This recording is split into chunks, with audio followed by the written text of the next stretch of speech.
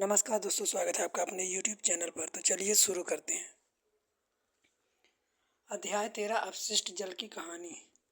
हम सभी अपने घरों में जल का उपयोग करते हैं और उसे गंदा या दूषित करते हैं। दूषित क्या? आपको आश्चर्य हुआ? झाग से भरपूर तेल मिश्रित काले भूरे जल का रंग जो सिंक, शौचालय, लॉन्ड्री आदि से नालियों से जाता है वह अपशिष्ट जल कहलाता है। इस प्रकार के कार्यों में प्रयुक्त जल को व्यर्थ नहीं जाने देना चाहिए। हमें ऐसे जल से दूषित पदार्थों को हटाकर उन्हें स्वच्छ बना लेना चाहिए। क्या आपने कभी सोचा है अपशिष्ट जल कहाँ जाता है और इसका क्या होता है? जल हमारी जीवन रेखा। स्वच्छ जल मानवों की मूलभूत आवश्यकता है। आइए हम स्वच्छ जल के विभिन्न उपयोग पर विचार करें। क्रियाकलाप 13.1 वृत्ताकार खाली स्थानों में स्वच्छ जल के उपयोग लिखिए। दुर्भाग्य से उपयोग के लिए उपयुक्त स्वच्छ जल सभी को उपलब्ध नहीं है। एक रिपोर्ट के अनुसार 1 अरब से अधिक व्यक्तियों को सुरक्षित पेयजल उपलब्ध नहीं है। इसके कारण विश्व की जनसंख्या का बहुत बड़ा भाग जल संबंधित रोगों से पीड़ित है और मृत्यु का ग्रस्त हो जाता है। संभवतः आपको पता होगा कि कई क्षेत्रों में लोगों, यहाँ तक कि बच्चों को स्वस्थ जल लाने के लिए कई किलोमीटर तक पैदल चलना पड़ता है। यह मानो कि गंभीर समस्या नहीं है। मानव के लिए गंभीर समस्या नहीं है। आपको जनसंख्या वृद्धि, प्रदूषण, औद्योगिक विकास, कुप्रबंधन और अन्य कारकों के कारण ऑल ओवर जल की आपूर्ति में बढ़ती कमी के बारे में पता होगा। स्थिति की गंभीरता को समझते हुए विश्व जल दिवस 22 मार्च 2005 को संयुक्त राष्ट्र जनरल असेंबली ने 2005-15 की अवधि को जीवन के लिए जल पर कार्य करने के लिए अंतर्राष्ट्रीय दशक के रूप में घोषित किया था। इस दशक के लिए किए जाने वाले सभी प्रयासों का उद्देश्य उन सभी व्यक्तियों की संख्या को घटाकर आधा करना है जिन्हें सुरक्षित पेयजल उपलब्ध नहीं है। ऐसे देखने में आता है कि इस उद्देश्य की प्राप्ति के लिए काफ़ी प्रयास किए गए हैं, लेकिन अभी तक कुछ बाकी है। जल की सफाई करने के लिए प्रक्रम में जल स्रोतों में प्रवेश अथवा उनके पुनः उपयोग से पहले उनमें से प्रदूषकों को अलग करना सम्मिलित है। अपशिष्ट जल के उपचार का यह क्रम सामान्य रूप से वाहित मल उपचार कहलाता है। यह अनेक चरणों में संपन्न होता है। वाहित मल क्या है? वाहित मल घरों, उद्योगों, अस्पतालों, कार्यालयों और अन्य उपयोगों के बाद प्रवाहित किए जाने वाला अपशिष्ट जल होता है। इसे वर्षा जल भी सम्मिलित है जो तेज वर्षा के समय गलियों में बहता है। सड़कों और छतों से होकर आने वाला वर्षा जल अपने साथ हानिकारक पदार्थों को ले आता है। वाहित मल द्रव रूपी अपशिष्ट होता है। इससे अधिकांशतः जल है जिसमें घुले हुए और निलंबित अपद्रव्य होते हैं। क्रियाकलाप 13.2 अपने घर के आसपास विद्यालय अथवा सड़क किसी खाली नाली को देखिए। उसमें बहने वाले जल का निरीक्षण कीजिए। वायु जल के रंग, गंध और उसकी अन्य अवलोकन को नोट कीजिए। अपने मित्रों और शिक्षकों से इस पर चर्चा कीजिए और इस प्रकार की जानकारी को सारणी 13.1 में सारणीबद्ध कीजिए।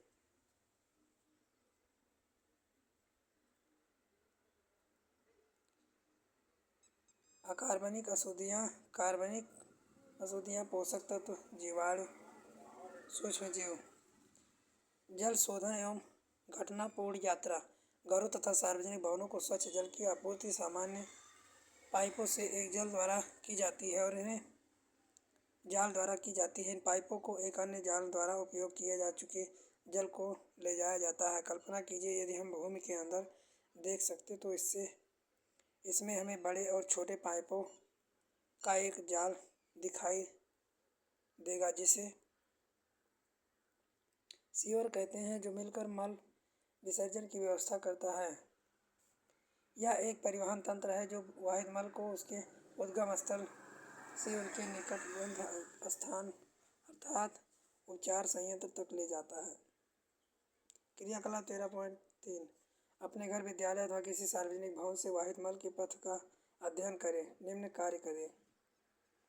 प्रदूषित जल का उपचार। क्रियाकलाप 13.4 से आपको उन प्रक्रमों को समझने में आसानी होगी जो वाहित मल उपचार संयंत्र में संपादित होते हैं। 13.4 इस क्रियाकलाप को रोकने के लिए अपने सहपाठियों को समूहों में विभाजित कर ले। प्रत्येक चरण में प्रत्येक को रिकॉर्ड कीजिए।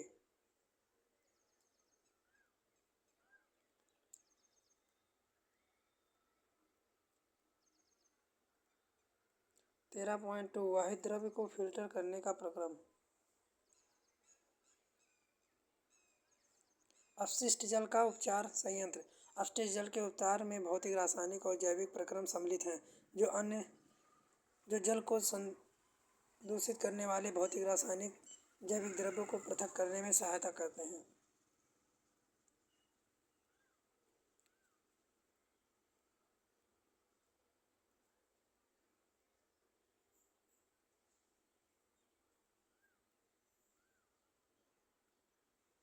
जल अपंथिक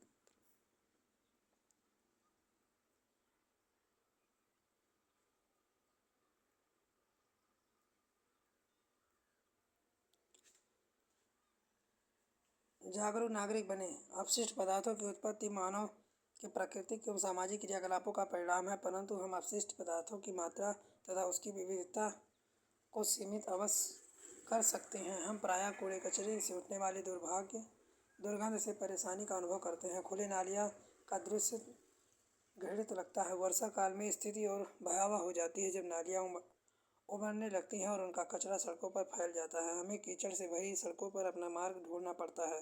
ये परिस्थितियाँ अत्यंत स्वास्थ्यकर और रोगकारक हो सकती हैं। सड़कों पर बिखरे कचरे या अपशिष्ट पदार्थों को रोगवाहक मच्छर, मक्खियाँ तथा अन्य कीट पनपने लगते हैं। एक जरूरी नागरिक के नाते आपका कर्तव्य है कि नगरपालिका तथा ग्राम पंचायत को इन विषय परिस्थितियों के बारे में अवगत कराएं तथा यथोचित कदम उठाने के लिए आग्रह करें। अच्छी गृह व्यवस्था बनाए रखने की प्रक्रिया। अपशिष्ट पदार्थों को प्रदूषकों को उनके स्रोतों पर ही कम करने अथवा हटा देने की एक विधि इस बात के प्रति सचेत करना है कि आप नालियों में किस प्रकार के पदार्थ बहा रहे हैं। खाना पकाने के लिए तेल वसाओं को नाली में नहीं बहाना चाहिए। ये पाइपों में कठोर पदार्थों की परत जमा कर उन्हें अवरुद्ध कर सकते हैं। पेंट, विलय, कीटनाशक, मोटर तेल, औषधि आदि रासायनिक सूक्ष्मजीवों को मार सकते हैं, जो जल के शुद्धिकरण में सहायक होते हैं। प्रयुक्त चाय की पत्ती बने ठोस खाद्य पदार्थ, मृदु खिलौने, रुई, सैनिटरी टेबल आदि को भी कूड़ेदान में ही फेंका जाना चाहिए। स्वच्छता और रोग। स्वच्छता की कमी और संदूषित पेयजल अनेक रोगों का कारण बन सकते हैं। आइए हम देश की स्थिति पर चर्चा करते हैं। हमारी जनसंख्या का एक बड़ा भाग आज भी बयान व्यवस्था की सुविधाओं से वंचित है। ऐसे व्यक्ति मल विसर्जन के लिए कहाँ जाते हैं। हमारी जनसंख्या का बहुत बड़ा भाग खुले स्थानों, नदी किनारे, रेल पटरियों, खेतों, अनेक बाहर के जल स्रोतों में ही मल त्याग करते हैं।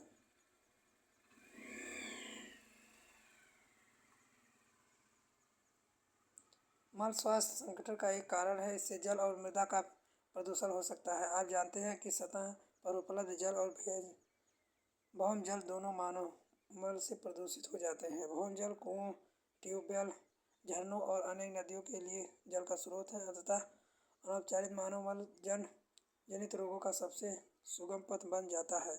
इसमें हैजा, टाइफाइड, पोलियो, मेनिंजाइटिस, हेपेटाइटिस और पेचिस जैसे रोग सम्मिलित हैं। वाहित मल निपटान की वैकल्पिक व्यवस्था। स्वच्छता की स्थिति सुधारने के लिए कम लागत के यथाहित वाहित मल निपटान तंत्रों को बनाना चाहिए। इसके कुछ उदाहरण सेप्टिक टैंक, रासायनिक शौचालय, कंपोस्टिंग पिट आदि का उपयोग है। सेप्टिक टैंक उन स्थानों के लिए उपयुक्त है जहाँ मल वाहन की व्यवस्था नहीं है, ऐसे जैसे अस्पताल, अलग थलग बने भवन अथवा 4 से 5 घरों के समूह। कुछ संगठन मानव अपशिष्ट के स्वच्छतापूर्वक निपटान की तकनीकी सुविधा प्रदान करते हैं। शौचालयों में अपमार्जन की आवश्यकता नहीं होती है। शौचालय में मल बंद नालियों से होता हुआ बायोगैस संयंत्र में चला जाता है। उत्पन्न होने वाली बायोगैस का उपयोग ऊर्जा के स्रोत में रूप में किया जाता है। सार्वजनिक स्थलों पर स्वच्छता। हमारे देश में स्थान स्थान पर मेले, का आयोजन होता है, बड़ी संख्या में लोग इस भाग लेते हैं। इसी प्रकार के railway station, bus stand, airport, अस्पताल आदि बहुत भीड़ वाले सार्वजनिक स्थल होते हैं। प्रतिवर्ष हजारों लोग यहाँ आते हैं। यहाँ विशाल यात्रा अपशिष्ट पदार्थ जनहित होते हैं। इनका उचित निपटान आवश्यक होता है, अन्यथा महामारी फैल सकती है। सरकार ने स्वच्छता के लिए कुछ निश्चित मानक निर्धारित किए हैं, लेकिन दुर्भाग्य से इनको सख्ती से लागू नहीं किया जाता है। निष्कर्ष: अपने पर्यावरण को स्वच्छ और स्वस्थ बनाने के लिए हमें सभी भूमिका निभानी चाहिए। जल स्रोतों को स्वस्थ अवस्था में बनाए रखने के लिए आपको अपने उत्तरदायित्व को समझना चाहिए। अपने जीवन जीने के तौर तरीके, अच्छी स्वच्छता की आदतों को अपनाना चाहिए। परिवर्तन के दूत के रूप में अपनी व्यक्तित्व पल से ही बहुत अंतर आ जाएगा। दूसरों को अपने दृढ़ संकल्पों, विचारों, आस्वादितों से प्रभावित करें।